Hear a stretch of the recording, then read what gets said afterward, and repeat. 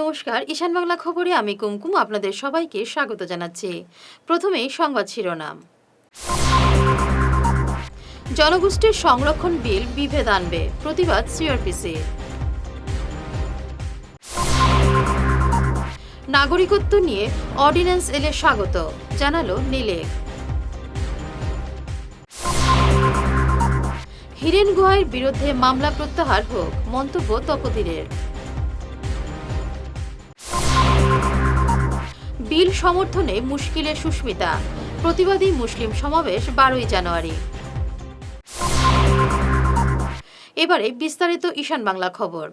জনজাতি সংরক্ষণ বিল এনে বিভেদের বাতাবরণ তৈরির প্রচেষ্টা হচ্ছে বলে মনে করে নাগরিক অধিকার রক্ষা সমিতি এক সাংবাদিক সম্মেলনে একথা বলেন কিশোর ভট্টাচার্য।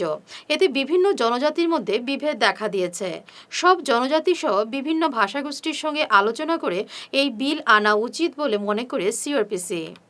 আইনগত অসুবিধার সৃষ্টি হবে, বিভিন্ন জনগোষ্ঠীর মানুষের মধ্যে বৈষম্যর সৃষ্টি হবে এবং বিভিন্ন জনগোষ্ঠীর মানুষের মধ্যে যে আত্মঘাতী একটা আন্দোলন গড়ে উঠবে, আর যেটা আসাম তথা ভারতবর্ষের সংহতির পক্ষে অত্যন্ত বিপজ্জনক। আমরা কেন্দ্রীয় সরকারকে আহ্বান করব যে কমিটিতে 9 জন না রেখে অলরেডি 3 জন রিজাইন করেছেন। আসামে বসবাসকারী বড়ো, ডিমাসা, কার্বি, নাগা, মিসিং, মটক থেকে আরম্ভ করে লালুং, ঠেঙ্গালকাছাড়ি প্রত্যেক জনগোষ্ঠীর মানুষকে, বাঙালি সহ প্রত্যেক জনগোষ্ঠীর মানুষকে নিয়ে সুন্দরভাবে আলাপ আলোচনার মাধ্যমে সৌভ্রাতৃত্বের মাধ্যমে যাতে কোনো রিজার্ভেশন যদি করার প্রয়োজনীয়তা থাকে তবে তা করা। সিআরপিসি নেতা প্রসেনজিৎ বিশ্বাস বলেন, বাঙালি ও যারা ভূমিপুত্র তাদের সহ অসমের বিভিন্ন জনগোষ্ঠীকে নিয়ে সংবিধান মিলে এই বিল আনা উচিত। শুধুমাত্র কিছু বিশেষ গোষ্ঠীর জন্য সংরক্ষণ সংবিধান সম্মত নয় বলে তিনি মন্তব্য করেন। বছর ধরে বরাক উপত্যকার একটা ইতিহাস রয়েছে, সেই ইতিহাস বৃদ্ধিত আছে, ইতিহাস বইয়ে আছে, তার প্রত্নতাত্ত্বিক প্রমাণ রয়েছে। অতএব বরাক উপত্যকা, শ্রীহট্ট, গোয়ালপাড়া এবং অবিভক্ত পূর্ববঙ্গ তথা অবিভক্ত বঙ্গের বাসিন্দা হিসাবে বাঙালি এবং অন্যান্য ভাষিক গোষ্ঠী, জাতি, জনজাতি, উপজাতি সবাই বরাক উপত্যকাতে খেলঞ্জিয়া, অতএব তারা আসামেও খেলঞ্জিয়া, ভূমিপুত্র।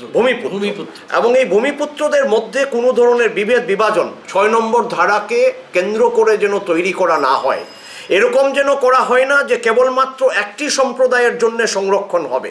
এই ধরনের সংরক্ষণের নীতি নিয়ম সংবিধানে নেই এবং তা গণতন্ত্রের পরিপন্থী।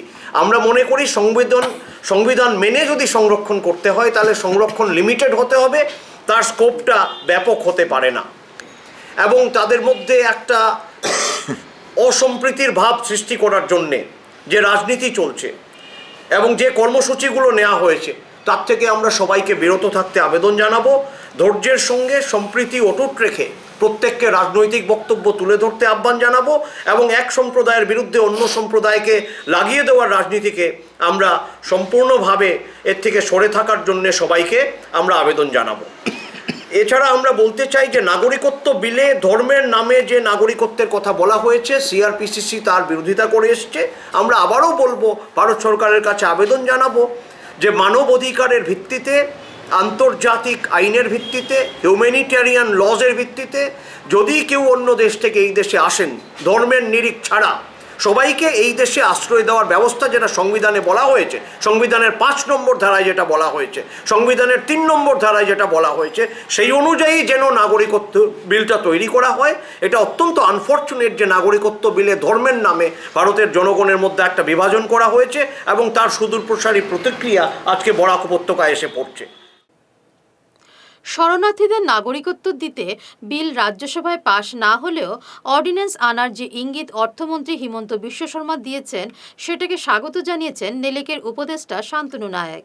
তিনি বলেন, রাজ্যসভায় বিল পাশ হবে বলে তিনি আশাবাদী, কিন্তু এর আগে যদি অর্ডিন্যান্স আসে সেটা অবশ্যই ভালো খবর। লোকসভায় বিল পাশ হওয়ায় তিনি প্রধানমন্ত্রী, স্বরাষ্ট্রমন্ত্রী ও আসামের মুখ্যমন্ত্রীকে ধন্যবাদ জানান। যে এই দেশে যারা সেই দেশের মানে মুসলিমরা যদি সংখ্যালঘু যারা এই দেশে আছে বা হিন্দুরা যারা সংখ্যালঘু সেই পাকিস্তানে আছে, ওদের উপরে যদি কোনো ধরনের কোনো কিছু হয় ভবিষ্যতে, তখন প্রয়োজন হলে আইনটা বদলানো হবে। এটা আজকে নতুন কোনো কিছু নেই, সেই সময় এটা কথা হয়েছিল।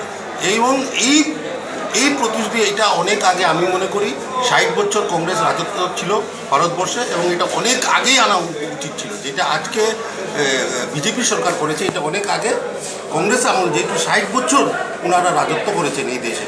হ্যাঁ, আমি ধরে নিলাম 10 বছর অটল বিহারী বাজপেয়ীজি ছিলেন বা জনতা পার্টি ছিল, কিন্তু বাকি 60 বছর তো কংগ্রেস ছিল, এবং প্রতিশ্রুতি সেই সময়কার কংগ্রেস পার্টিই দিয়েছিল। ওই জন্যই আমি বলছি যে যেটা হয়েছে আজকে লোকসভাতে বিল আনা হয়েছে, লোকসভাতে বিল পাস হয়ে গেছে। আমরা খুবই আশাবাদী যে আগামী 31 জানুয়ারি বা 1 ফেব্রুয়ারিতে যেটা বাজেট সেশন আছে পার্লামেন্টে, সেই বাজেট সেশনে রাজ্যসভাতে এই বিলটা পেশ হবে। আমরা খুবই আশাবাদী যেটা পেশ হবে, এবং রাজ্যসভাতে যদি পেশ হয়ে যায় তাহলে এটা নিশ্চয়ই এটা পাসও হবে, যেহেতু এটা লোকসভাতে অলরেডি পাস হয়ে গেছে। কিন্তু যদি এটা কোনো, যেটা মাননীয় হিমন্ত বিশ্ব শর্মা মহাশয় উনি যা বলেছেন যে যদি না হয় তাহলে অর্ডিন্যান্স আনা হবে, হ্যাঁ প্রয়োজন হলে এটা অর্ডিন্যান্স আনা আমিও এটা সমর্থন করি। কিন্তু আমি ব্যক্তিগতভাবে নেলেকের তরফ থেকে বলছি, আমি ব্যক্তিগতভাবে মনে করি যে অর্ডিন্যান্সের প্রয়োজন পড়বে না রাজ্যসভাতে। এই যে আগামী 15-20 দিন পরে যে রাজ্যসভার আবার বাজেট অধিবেশন হবে, সেটাতে এটা আনা হবে এবং সেখানে এটা পাস হয়ে যাবে। বিশিষ্ট শিক্ষাবিদ ডক্টর হীরেন গুহাইয়ের বিরুদ্ধে মামলা প্রত্যাহারের দাবি জানালো নাগরিক অধিকার রক্ষা সমন্বয় সমিতি। সমন্বয় সমিতির সভাপতি তপোধীর ভট্টাচার্য জানান, সরকার হীরেন গুহাইয়ের বিরুদ্ধে যে মামলা করেছে তা অগণতান্ত্রিক। নিঃশর্তভাবে মামলা প্রত্যাহারের জোরালো দাবি জানান তিনি। যে অধ্যাপক হীরেন গুহাই অত্যন্ত বর্ষীয়ান একজন বুদ্ধিজীবী, এবং তাকে আমাদের এই বরাক উপত্যকাতেও শ্রদ্ধা করে এমন মানুষের অভাব নেই। আর আমরা তো চট করে ভুলি না পরম্পরা। 80-র দশকে তার যে উজ্জ্বল ভূমিকা ছিল, এটা আমরা কী করে ভুলবো? তার অসাম্প্রদায়িক ভূমিকা, মুক্ত চেতনার পক্ষে তার দাঁড়ানো, আমরা সেই হীরেন গুহাইকেই ফিরে পেতে চাই। হ্যাঁ, এই সঙ্গে এটাও আমরা বলবো যে তার অতি সম্প্রতিকালে তিনি যে সমস্ত উক্তি করেছেন বলে আমরা খবরের কাগজে দেখেছি, এগুলো আমাদের দুঃখ দিয়েছে, কারণ এটা তো তার কাছে প্রত্যাশিত নয়। সেই জন্যে আমরা কিন্তু একটা জিনিস মনে রাখতে হবে, আমাদের ব্যক্তিগতভাবে আমরা কেউ বা আমাদের এই যে সংগঠন, এটা তোমরা তো সবসময় আমাদের সঙ্গে আসছো, কিন্তু আমরা কিন্তু কখনোই এই বিষয়ে হীরেনবাবু সম্পর্কে কখনো আমরা কোনো কটু মন্তব্য দূরে থাক, আমরা সমালোচনামূলকও কিছু বলিনি। কারণ আমরা মনে করি যে তিনি যা করে গেছেন সমাজের সম্প্রীতি রাখার জন্যে, সেটা আমাদের কখনো ভোলা উচিত না। নাগরিকত্ব বিলের সমর্থন করে সুস্মিতা দেব সংখ্যালঘু বিরোধী অবস্থান নিয়েছেন এই অভিযোগ করে 12 জানুয়ারি মধুরবন্দের এক জনসভার আয়োজন করেছে বৃহত্তর মুসলিম মঞ্চ। এই মঞ্চের আহ্বায়ক আনসার আহমেদ বরলস্কর বলেন, ধর্মের ভিত্তিতে আনা এই বিলের সমর্থন করে শিলচরের সাংসদ সংখ্যালঘুদের প্রতি বিশ্বাসঘাতকতা করেছেন। আমরা আগামীকালকে সকাল 10:30 সময় শিলচর মধুরবন জেডএসটি বিবাহ ভবনে আমরা একটা প্রতিবাদী সভা আয়োজন করেছি। সেই সভার মূল লক্ষ্য এবং মূল উদ্দেশ্য হলো, যা গত কয়েকদিন আগে সেন্ট্রালে একটা বিল পাস হয়েছে, যেটা অসাংবিধানিক ধর্মের ভিত্তিতে নাগরিকত্ব বিল, সেই বিলের বিরুদ্ধে আসাম প্রদেশ কংগ্রেস কমিটির সভাপতি সেটার বিরোধ করেছিলেন, এবং আমাদের সর্বভারতীয় স্তরে সেই বিলের বিরুদ্ধে প্রতিবাদ করা হয়েছে। কিন্তু আমরা দেখতে পাই যে আমাদের কাছাড়ের সাংসদ সুস্মিতা দেব সেই বিলকে সমর্থন করেছেন এবং জেপিসির কাছে একটা রিপোর্ট দিয়েছেন সেই বিলের পক্ষে। সেটার বিরুদ্ধে আমরা একটা প্রতিবাদী সভা আয়োজন করেছি, যে গুয়াহাটিতে আসাম প্রদেশ কংগ্রেস একটা সিদ্ধান্ত নিয়েছে এবং কাছাড় কংগ্রেসে সুস্মিতা দেব ওনার নিজে একটা সিদ্ধান্ত নিয়েছেন। তাই সেটার বিরুদ্ধে আমরা একটা প্রতিবাদী সভা আয়োজন করেছি আগামীকালকে, যে আমরা আসাম প্রদেশ কংগ্রেসের নেতৃত্বে কংগ্রেস করব, নতুবা সুস্মিতা দেবের নেতৃত্বে আমরা কাছাড়ে আর কংগ্রেস করব না। বিশ্ববিদ্যালয় চত্বরে ছাত্র নয়, বিলের বিরোধিতা করেছে অখিল বাহিনী, এই মন্তব্য করেন প্রাক্তন ছাত্রনেতা প্রদীপ দত্ত রায়। ভুল খবরের উপর ভিত্তি করে কিছু মন্তব্য করেছিলেন, যার ফলে এক বিভ্রান্তিকর পরিস্থিতির সৃষ্টি হয়েছিল। আসাম বিশ্ববিদ্যালয়ের বাঙালি অসমীয়া ছাত্ররা সহাবস্থানে চলছে বলে জানান তিনি। গত পরশুদিন আসাম বিশ্ববিদ্যালয়ের বাইরে কিছু ছাত্র সিটিজেনশিপ অ্যামেন্ডমেন্ট বিলের বিরুদ্ধে প্রতিবাদ জানিয়ে মোমবাতি জ্বালিয়েছিল, কিছু স্লোগানও দিয়েছে। এই খবর পাওয়ার পর আমি স্বাভাবিকভাবেই তার প্রতিক্রিয়া জানিয়েছিলাম, কিন্তু গতকাল আমি খবর পেলাম যে এরা কেউ ইউনিভার্সিটির ছাত্র ছিল না। এগুলো সব অখিল গগৈ বাহিনী এবং খিলঞ্জিয়া নামে বরাক উপত্যকার কিছু মুসলিম যুবক এই ঘটনাটা ঘটিয়েছে অসমীয়া এবং বাঙালি ছাত্রদের মধ্যে একটা ভুল বোঝাবুঝি সৃষ্টি করার জন্য। এটা জানার পর আমি আমার আগের বক্তব্য থেকে সরে আমি বলতে চাই যে ইউনিয়ন যেহেতু জড়িত নয় এবং স্টুডেন্টরা যেহেতু জড়িত নয়, তাহলে কোনো স্টুডেন্টকে দোষারোপ করাটা ঠিক না, এবং এর মধ্যে বাঙালি অসমীয়া জিনিসটা আনাটাও ঠিক না। দেখুন, আসাম বিশ্ববিদ্যালয় যখন সৃষ্টি হয়েছিল তখন সেটা গোটা আসামের জন্য করা হয়েছে। বদলি হলেন কাছাড়ের পুলিশ সুপার সহ অতিরিক্ত পুলিশ সুপার। নতুন পুলিশ সুপার হিসেবে আসছেন মুগ্ধজ্যোতি দেব মহন্ত। বর্তমান পুলিশ সুপার রাকেশ রোশন বদলি হয়েছেন বিশ্বনাথ চারিয়ালিতে। মুগ্ধজ্যোতি মহন্ত বর্তমান তিনসুকিয়ার পুলিশ সুপার। আগামী সপ্তাহে রাকেশ রোশন নতুন পুলিশ সুপারকে দায়িত্বভার সমঝে দেবেন। এদিকে কাছাড়ে বর্তমান অতিরিক্ত পুলিশ সুপার বিভি রাকেশ রেড্ডি পুলিশ সুপার পদে পদোন্নতি পেয়েছেন। তার স্থলাভিষিক্ত হচ্ছেন জগদীশ দাস। দাস এর আগে হাইলাকান্দির অতিরিক্ত পুলিশ সুপার হিসেবে ছিলেন। গোলদিঘিতে ফের ড্রাগস কাণ্ড। ড্রাগস নিতে গিয়ে ধরা পড়ল দুই যুবক। বাথরুমের দরজা ভেঙে তাদের উদ্ধার করে পুলিশ। ড্রাগস পাচারকারী ও সেবনকারী দুজনকেই পুলিশ ধরে ফেলে। এদের কাছে ড্রাগসের শিশি ও সিরিঞ্জ পাওয়া যায়। ধৃতরা হল বিশ্বজিৎ দাস ও সুজিত দাস।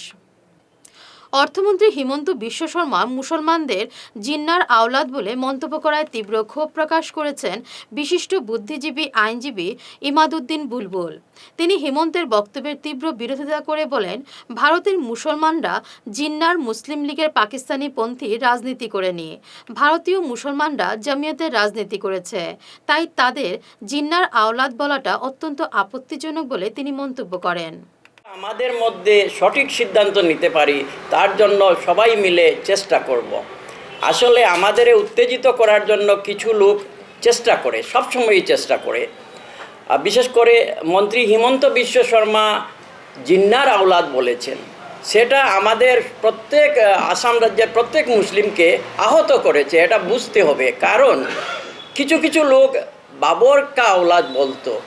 বাবর কা আওলাদ বলে দেখলো সুবিধা হয় না, কারণ বাবর তো অখণ্ড ভারতের মানুষ।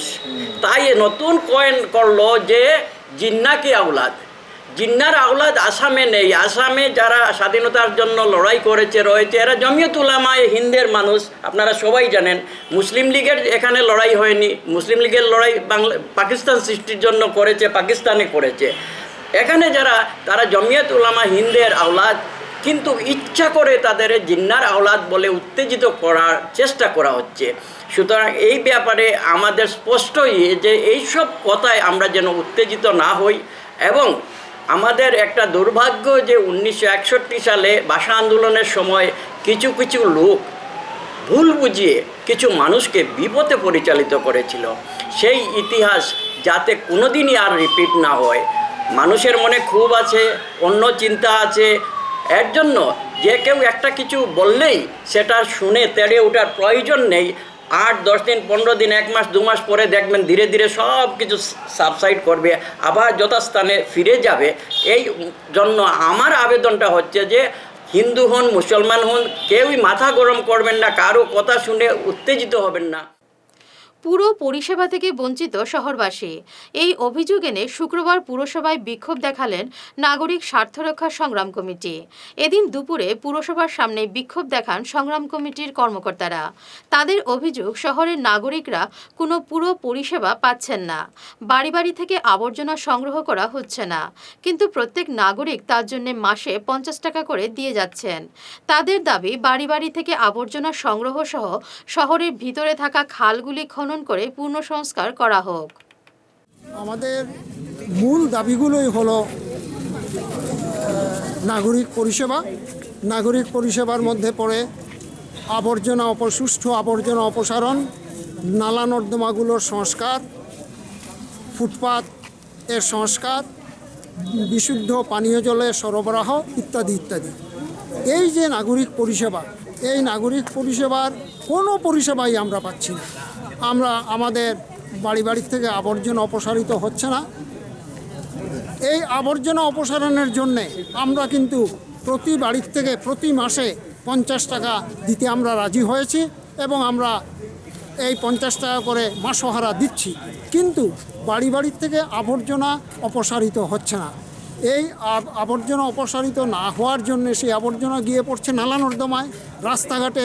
সেজন্য শিলচর শহরের সর্বত্র, এই মুহূর্তেও যদি আমরা শিলচর শহরে হাঁটাফেরা করি, বহু জায়গায় দেখব স্তূপীকৃত আবর্জনা জমে আছে। তার একমাত্র কারণ এই যে বাড়ি বাড়ির থেকে আবর্জনা অপসারিত হচ্ছে না। এই আবর্জনাগুলো গিয়ে পড়ছে নালা নর্দমায় এবং নালা নর্দমায় পড়ে নালা নর্দমা দিয়ে যে জল নিকাশি ব্যবস্থা, সেইটা সম্পূর্ণ স্তব্ধ হয়ে গেছে। বদরপুরের টাউন কমিটির কার্যালয় ঘেরাও করলেন 3 নম্বর ওয়ার্ডের মহিলারা। পানীয় জল না পাওয়ায় তারা টাউন কমিটির চেয়ারম্যানকে ঘেরাও করেন। পরে পানীয় জলের প্রতিশ্রুতি পাওয়ার পর তারা ঘেরাও প্রত্যাহার করেন। কাবুগঞ্জের ঝুলনপুলের 70,000 মানুষের উপস্থিতিতে জুম্মার নামাজ দিয়ে শুরু হলো কাছাড় জেলা ভিত্তিক ইসলামিক সমাবেশের। এই নামাজ পরিচালনা করেন দারুল উলুম বাসকান্দি মাদ্রাসার কারি সালেহ আহমেদ। রবিবার সকাল 11টায় বিশ্বশান্তি কামনায় এই মোনাজাত শেষ হবে। নিকামা এমই স্কুলের সহকারী প্রধান শিক্ষক মইনুল হক লস্কর তার বিরুদ্ধে আনা যাবতীয় অভিযোগ অস্বীকার করে বলেছেন, মিড ডে মিলের কেলেঙ্কারিতে তিনি যুক্ত নন। প্রধান শিক্ষক শামসুল হকের জন্য দায়ী। আমার হেডমাস্টার শামসুল হক লস্কর সাসপেনশন যাওয়ার পরে গত 24 তারিখে আমি চার্জ হ্যান্ড ওভার করি। তিনি বিভিন্ন অভিযোগের মাধ্যমে সাসপেনশনে গিয়েছেন। 1 নম্বর মিড ডে কেলেঙ্কারি, 2 নম্বর সার্ভিস বুকের কেলেঙ্কারি, 3 নম্বর বেতনের সময় টাকাকরণ, 5 নম্বর তিনি নিজের বেতনে ওভারড্র করে ফেলেছেন। এই সমস্ত বিভিন্ন অভিযোগে তাকে সাসপেন্ড করা হয়েছিল। মিড ডে 2,64,000 টাকা ওভারড্র, তিনি নিজের বেতনের 61,820 টাকা ওভারড্র করেছেন, ওভারড্র করছেন। পরে সাসপেনশনে পড়িয়ে আনলে অবশ্য 2 লাখ টাকা জমা দিয়েছেন মিড ডে, কিন্তু বেতনের এগুলো এখনও জমা দেন না। এখন ঊর্ধ্বতন কর্তৃপক্ষ বাকি হয়েছে 20,000 টাকা। এখন ঊর্ধ্বতন কর্তৃপক্ষের কাছে লেখা হয়েছে তার বেতন ওভারড্র নিশ্চয়ই এর একটা কার্যকর ব্যবস্থা হইবে। আর আমি গত 7 তারিখ ওনাকে রেজিস্ট্রেট হওয়ার কারণে 7 তারিখ জয়েনিং দিয়েছি। উনি আমার পর একটা অভিযোগ আনেছেন, মিড ডে চাউল 5 কুইন্টাল কম হিসাব দিয়েছি বলিয়া, কিন্তু আমি আমার জানা মতো, আমার রেকর্ড মতো আমার সব কিছু ঠিক আছে। এই 4 মাসের ভিতরে আমি কোনো কেলেঙ্কারি করি নাই, বরঞ্চ 4 মাস খাওয়াইছি। আমি ডিসেম্বরও চাউল স্টকে রেখে দিয়েছি, অক্টোবর নভেম্বর খাওয়াইছি এবং বর্তমানে চাউল আমার দাম 11 কুইন্টাল দিয়া টানে চার্জ সেন্টার বার করছি। কনকপুর ফ্রেন্ডস ক্লাব আয়োজিত ব্যাডমিন্টন নকআউট প্রতিযোগিতা শুরু হয়েছে। উদ্বোধন করেন সুনাইর বিধায়ক আমিনুল হক লস্কর। গ্রামীণ এলাকায় এ ধরনের আয়োজন বিরল। উপস্থিত ছিলেন ডিএসএর সভাপতি বাবুল হোর, নর্থ ইস্টার্ন কাছাড় টি কোম্পানির এমডি নিরাতকান্ত বাগলা, ভরাখাই চা বাগানের অ্যাসিস্ট্যান্ট ম্যানেজার সুনীল সিং প্রমুখ। খেলাধুলার কোনো ধর্ম নেই, সমাজে সম্পর্ক গড়ে তুলে। উদ্বোধন করে এ মন্তব্য করেন আমিনুল।